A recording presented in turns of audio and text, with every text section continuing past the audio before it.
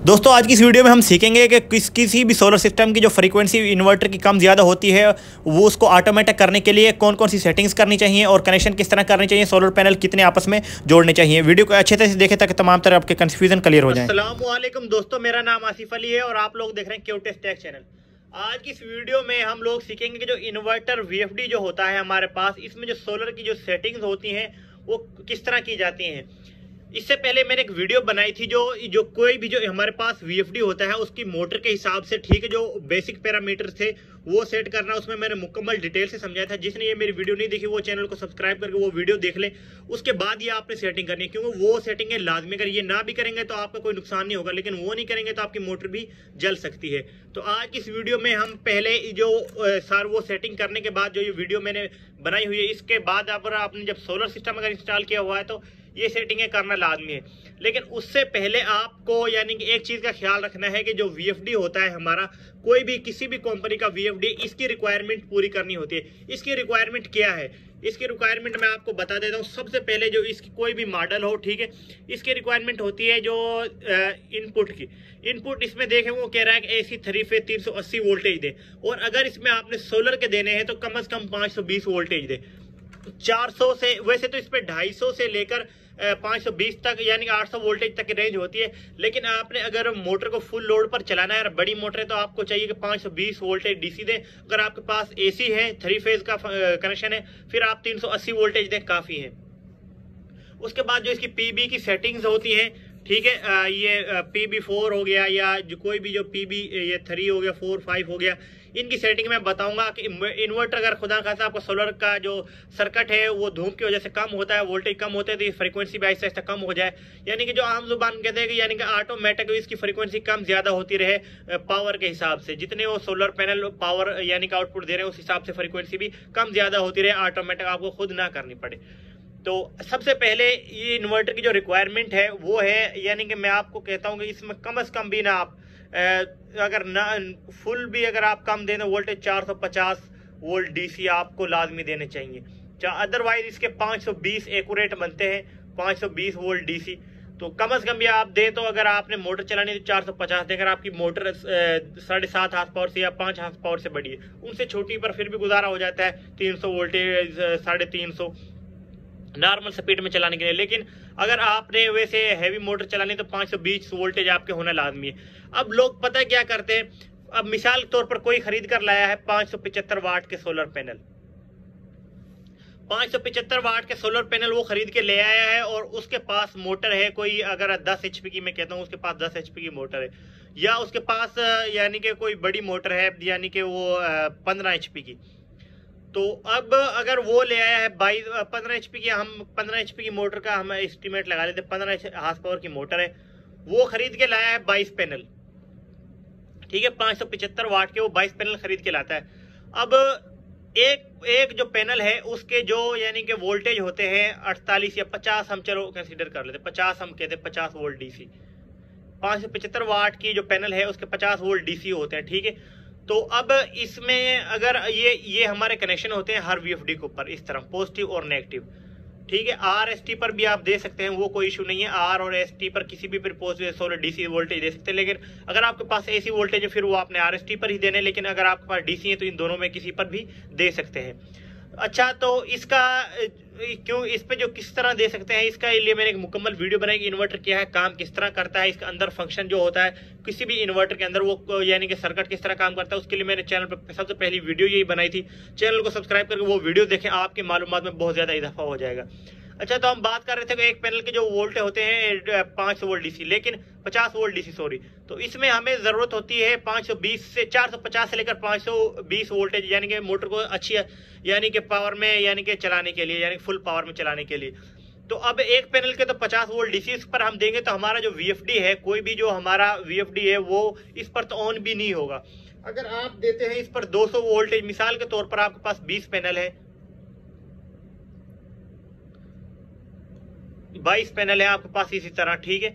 अब आपने करना क्या है, मैं आपको सबसे पहले ये बता देता हूं। अगर आपके ये positive negative positive negative positive negative और पॉजिटिव नेगेटिव, अगर आप पॉजिटिव को पॉजिटिव के साथ और नेगेटिव को नेगेटिव के सबको साथ मिलाकर यहाँ पर लगा देंगे, सबकी पॉजिटिव को पॉजिटिव के साथ और नेगेटिव को नेगेटिव के साथ लगा देंगे, तो यहाँ पर वीएफडी को टोटल 50 वोल्ट मिलेंगे। बेशक आप 1000 पैनल के भी लगा दें, इस पर 50 वोल्ट ही मिलेंगे और आपका जो वीएफडी है वो कभी भी ऑन नहीं होगा।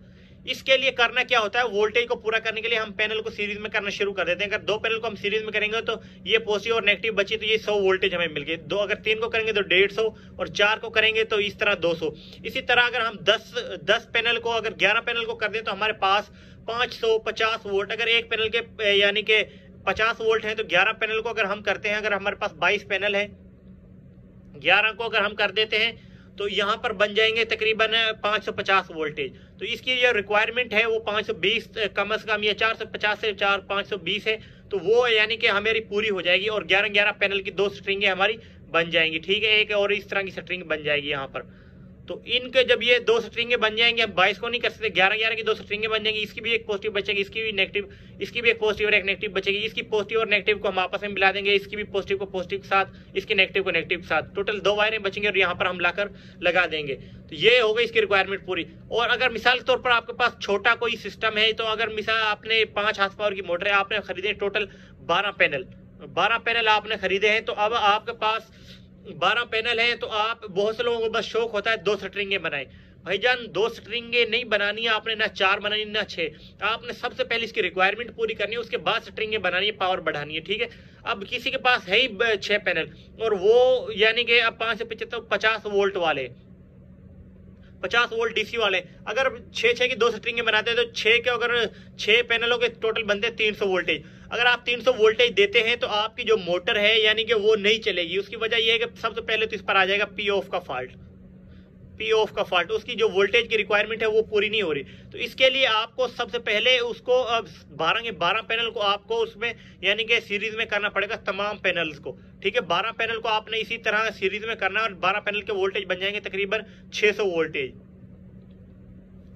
क्योंकि हम वीएफडी को, कोई भी जो वीएफडी 250 से 800 वोल्टेज दे सकते हैं, मैक्सिमम 800 और मिनिमम 250 वोल्टेज। जब आप 250 वोल्टेज यानी 600 वोल्टेज देंगे तो आपको इसके लिए सारी पैनल 12 पैनल को सीरीज में करना पड़ेगा। अक्सर हमें कॉल आती है, बहुत से लोग तो सबको 12 को पैरेलल में करी रखते हैं और यानी कि या तो फिर सीरीज में यानी कि 2 स्ट्रिंगें करते हैं, 6 की बना लेते हैं। भाई आपने स्ट्रिंगें नहीं देखनी, आपने वीएफडी की रिक्वायरमेंट को भी देखना है। उम्मीद है आपको समझ आ गई होगी। वैसे सीरीज और पैरेलल कनेक्शन पर इंशाल्लाह ताला मैं किसी अगली वीडियो में मैं पूरी वीडियो बनाऊंगा, अच्छी तरह डिटेल से समझाऊंगा इसका मकसद क्या है, पैरेलल में कब करनी चाहिए और क्यों करनी चाहिए, उनका फायदा क्या होता है, और सीरीज में क्यों करनी चाहिए, कब करनी चाहिए और उनका क्या फायदा है। ठीक है, इस पर मुकम्मल एक अलग से मैं वीडियो बनाऊंगा सीरीज और पैरेलल की। फिलहाल अब आप इसकी सेटिंग समझ लें, उम्मीद है आपको इसकी तो समझ आ गई होगी। अब हम सीखते हैं वीएफडी की, यानी कि जो सेटिंग होती है PB4 की सोलर के हिसाब से। तो ये मोटर के मैंने कनेक्शन, ये 3 फेज की मोटर है। ठीक है, ये 2 पड़ी हुई है हमारे पास, लेकिन मैंने छोटी मोटर के कनेक्शन किए हैं और ये एक वीएफडी है छोटा सा, इसके साथ इसके मैंने कनेक्शन ऑलरेडी कर दिया ताकि वीडियो थोड़ी सी यानी कि छोटी बन जाए, जल्दी हो जाए। और ये वैसे तो मेरे पास मुख्तलिफ वीएफडी पड़े हुए हैं, हर तरह की कंपनियों के मुख्तलिफ किस्म के, लेकिन हमने एक छोटा सा वीएफडी लिया है ताकि आप लोगों को वीडियो में पूरा नजर आए। इसके साथ मैंने कनेक्शन पहले से ही कर दिए, ये चेक करें। ये मैंने डीसी वोल्टेज दिए हैं, इसको डीसी वोल्टेज डीसी। ठीक है, ये पॉजिटिव को पॉजिटिव और नेगेटिव को मैंने नेगेटिव पर लगा दिया है। और इसके जो मोटर के जो कनेक्शन है, ये हमारे पास मोटर है 3 फेज, इसके UVW पर लगा दिया। अब करते हैं हम इसकी सेटिंग। अब सेटिंग करने के लिए कोई भी आपके पास मैनुअल का होना लाजमी है। ठीक है, अगर किसी के पास नहीं है तो हमसे आप PDF में भी ले सकते हैं। ये मेरे पास मुख्तलिफ कंपनियों के, ठीक है, ये मैनुअल वगैरह बुक्स पड़ी हुई हैं। ठीक है, जो ओरिजिनल VFD होते हैं हमारे, उनके साथ मैनुअल लाजमी आता है। ये जो ED 510 है और इन्वेंट कंपनी ED 510 और जो INVT जो है CHF 100, ये दोनों एक चीज़ है। INVT का CHF 100 और जो इन्वेंट का ED 510 सीरीज जो है, ये दोनों एक ही यानी कि हैं, लेकिन इनके सिर्फ कंपनियों के नाम चेंज है। अंदर से जो सारा सर्किट है ये एक है। ये छोटा मैनुअल है, इसलिए मैं इस बड़े INVT के मैनुअल से आप लोगों को PB की सेटिंग बताता हूँ। जो P2 ग्रुप की जो मोटर की जो सेटिंग होती है वो तो मैंने आप लोगों को पहले, इससे एक वीडियो थी उसमें मैंने बता दी थी। जिन्होंने वो नहीं देखी, मैं फिर कहता हूँ वो वीडियो लाजमी देख लें ताकि वो आप लोगों को सेटिंग करने में आसानी हो, कोई मसला ना हो। वो वीडियो देख लेंगे और ये वीडियो देख लेंगे, आप मुकम्मल यानी कि सोलर सिस्टम के इंस्टॉलेशन के एक्सपर्ट हो जाएंगे। तो सबसे पहले हम PB की जो इसकी जो सेटिंग्स है, PB का ग्रुप हम देखेंगे। ये चेक करें, प्रोटेक्शन फंक्शन क्या है, ग्रुप का नाम है PB group protection function. Protection इसमें बहुत सी प्रोटेक्शन है। ये है इसमें सिर्फ आज मैं आपको बताऊंगा कि आपकी जो फ्रीक्वेंसी है ऑटोमेटिक खुद ब खुद कम और ज़्यादा हो जाए। सबसे जो मेन मसला ये होता है कि बहुत से लोग VFD को चलाते हैं, अब VFD रन किया और ये थोड़ी सी यानी कि आगे जाकर ये ट्रिप कर जाती है, लेकिन अभी मेरी इसलिए ये ट्रिप नहीं करेगी क्योंकि मैंने यहाँ पर इसको वोल्टेज दिए हुए हैं पूरे और ये सप्लाई लगाई हुई। ये सप्लाई मेरे वोल्टेज को कम नहीं होने देगी। लेकिन जिनके पास सोलर सिस्टम के वोल्टेज आ रहे होते हैं उनकी वोल्टेज धूप और छाँव के हिसाब से कम ज़्यादा होते रहते हैं। मैं वोल्टेज आपको चेक करवा देता हूँ ये सप्लाई की मदद से। ये मेरे पास एक डिजिटल मल्टीमीटर है, इसकी मैं आपको सबसे पहले इनपुट पर चेक करवा देता हूँ सप्लाई का काम क्या है असल। ये चेक करें, इसको देखें, ये मैंने दिया 232 वोल्ट, यानी कि ये सप्लाई है 220 से 650 वोल्ट। और आउटपुट पे मैं चेक करवा देता हूँ। इसको पहले DC पर सेलेक्ट कर लेते हैं आप मीटर को। ये DC पर सेलेक्ट किया और आउटपुट पर मैं आपको वोल्टेज चेक करवा देता हूँ। आउटपुट पर इसके वोल्टेज आ रहे हैं तकरीबन 692। ये मेरे पास वोल्टेज ये फिर ये ट्रिप नहीं होगी। इसकी वजह ये है कि ये यहाँ पर ये जो मैंने सप्लाई लगाई हुई है इसका काम ये है कि वोल्टेज को भी पूरा रख दिया और ये सिंगल फेज 220 वोल्ट से 3 फेज मोटर को चलाने के लिए बनाई हुई है। अगर किसी को ये सप्लाई चाहिए तो आप हमसे रब्ता कर सकते हैं। 15 हार्स पावर की मोटरों तक के चलाने के लिए हमारे पास ऐसी सप्लाइयाँ अवेलेबल है जो सिंगल फेज से 3 फेज मोटर को चलाती हैं। जिनका सोलर सिस्टम काम नहीं करता या रात के टाइम जो चलाना चाहते हैं उनके लिए ये बहुत ही मुफीद पावर सप्लाई है। तो अच्छा, अभी सबसे पहले अभी इसकी ये सेटिंग वगैरह कनेक्शन वगैरह अभी इसके जो है और अब कनेक्शन वगैरह हो गए, सेटिंग हम कर लेते हैं। सबसे पहले आपने जो वो कनेक्शन करने होते हैं वो P2 ग्रुप में, वो वीडियो आप जाकर देखेंगे तो वो सेट कर लेंगे। इसके बाद आपने जाना है PB ग्रुप में। PB में जब जाएंगे तो डेटा इंटर कर दें। सिर्फ आप यहाँ पर मैं ज़्यादा उलझन नहीं डालूंगा, 2 सेटिंगें करनी है। आपका जो सर्किट है अगर आपने सेटिंगें नहीं छेड़ी होंगी तो ये 2 सेटिंगें काफ़ी हैं कोई भी सोलर सिस्टम को यानी कि ऑटोमेटिक फ्रीक्वेंसी को कम ज़्यादा करने के लिए। सबसे पहली जो सेटिंग है PB4 threshold of trip free, यानी कि आपकी इसमें यह है कि यानी कि आपकी जो मोटर है थ्रेशोल्ड हो जाएगी, ट्रिप फ्री हो जाएगी। ट्रिप फ्री से मुराद ये है कि आपकी जो वोल्टेज कम ज़्यादा होंगे तो फ्रीक्वेंसी कम ज़्यादा हो जाएगी, लेकिन आपकी मोटर है वो चलती रहेगी, बेशक कम स्पीड पे चले या ज़्यादा स्पीड पे चले, ट्रिप नहीं होगा। तो डेटा एंटर करेंगे PB4 में, PB4 में हमने जाना है, ठीक है। इसमें जाना है PB4 में थ्रेशोल्ड ऑफ ट्रिप फ्री, इसको करना है हमने। PB4 में अगर डेटा एंटर करते हैं, डेटा एंटर किया, यहाँ पर 80। अब 80 इसका डिफ़ॉल्ट सेटिंग है इसका, यानी कि ये 80 ऐसा है कि एंगल इसका कि यहाँ पर अगर आपकी जो मोटर है जो वोल्टेज ना पूरे हुए कोई भी मसला हो 10 ट्रिप करवा देगी, ठीक है। सिर्फ वोल्टेज यानी कि ना पूरे हो तो यानी कि फ्रीक्वेंसी या डिक्रीज होना स्टार्ट हुई थी ट्रिप करवा देगी। अब इसमें आपने करना क्या है, इसकी जो सेटिंग है वो मैं आपको चेक भी करवा देता हूँ। 110 से लेकर और कम से कम इसकी जो है 70 है, 70 से लेकर 110 के दरमियान आप कहीं भी आप सेट कर सकते हैं। मिसाल के तौर पर मैं कहता हूँ मेरी जो है मोटर की सेटिंग आती है, मैं 78 करता हूँ, 78 किया और इसको मैंने डेटा एंटर कर दिया।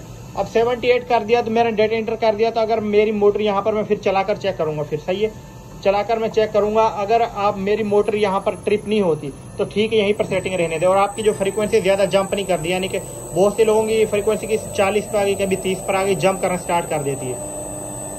मेरी फ्रीक्वेंसी वैसे भी कम नहीं होगी क्योंकि मेरे तो वोल्टेज यहाँ पर पूरे हैं, लेकिन जिनके वोल्टेज नहीं पूरे हो रहे होते या कोई भी मसला होता है फ्रीक्वेंसी कम ज़्यादा हो रही होती है। दूसरी बात ये है, ये सेटिंग हो गई, इसको आपने करना 80 नहीं रखना, ठीक है। PB4 को आपने जो ये PB4 है इसको 80 नहीं रखना, 80 के अलावा 70 से 110 के दरमियान कहीं भी रखेंगे तो आपका ऑटोमेटिक हो जाएगा। अब दूसरी बात ये है कि अब PB5 जो है इसकी सेटिंग, PB5 पहले PB4 को देख लें, PB4 78 रख लें, इसको शिफ्ट के बटन की मदद से कम ज़्यादा भी कर सकते हैं आप। ये कर लें 80, 82, 83, 110 तक जहाँ भी कर लेना चाहते हैं आप। अब PB उसके बाद है PB5 यहाँ पर है 00। PB5 का मकसद क्या है, बहुत से लोग इसके मुख्तलिफ यानी कि वो बता रहे होते हैं, मैंने अक्सर लोगों की वीडियो देखी है, सारी गलत है, टोटल गलत है। इसका कोई इसका मकसद नहीं होता ये decrease rate of trip free. हालांकि मैनुअल के ऊपर बाकायदा इसका लिखा हुआ है कि यानी कि जब आपकी फ्रीक्वेंसी कितनी डिक्रीज हो कि यानी कि ट्रिप ना हो।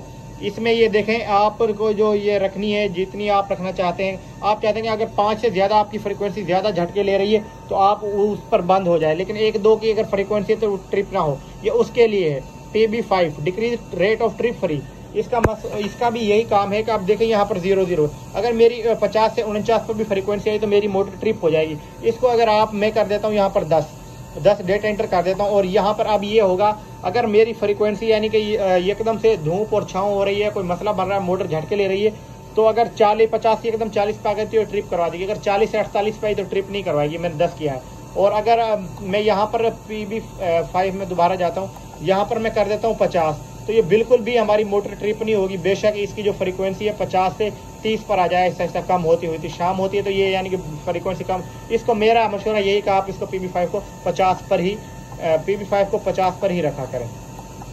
PB5 को आपने 50 पर रखेंगे तो बिल्कुल ट्रिप फ्री हो जाएगी आपकी मोटर, कोई भी जो मोटर है। अभी हम मोटर को चला लेते हैं। यही 2 सेटिंग मेन सेटिंग्स हैं। उम्मीद है आप लोगों को समझ आ गई होगी। ठीक है, मेरे पास अब यहाँ वोल्टेज कम होने की वजह से, पूरे होने की वजह से यहाँ पर ये फ्रीक्वेंसी कम ज़्यादा नहीं हो रही। इंशाल्लाह ताला मैं इसके वोल्टेज कम ज़्यादा करके इसको भी मैं किसी वीडियोज़ में इंशाल्लाह ताला मैं आप लोगों को चेक करवा दूंगा। लेकिन ये 2 सेटिंग्स हैं, आप खुद कर सकते हैं, किसी को करवाने की ज़रूरत नहीं है। ठीक है, और अगर किसी चीज़ की समझ ना आई हो तो कमेंट कर दिया करें और चैनल को लाजमी सब्सक्राइब कर लें ताकि तमाम तर आने वाली वीडियोज़ आप तक बाकायदगी से पहुँचती रहें। शुक्रिया।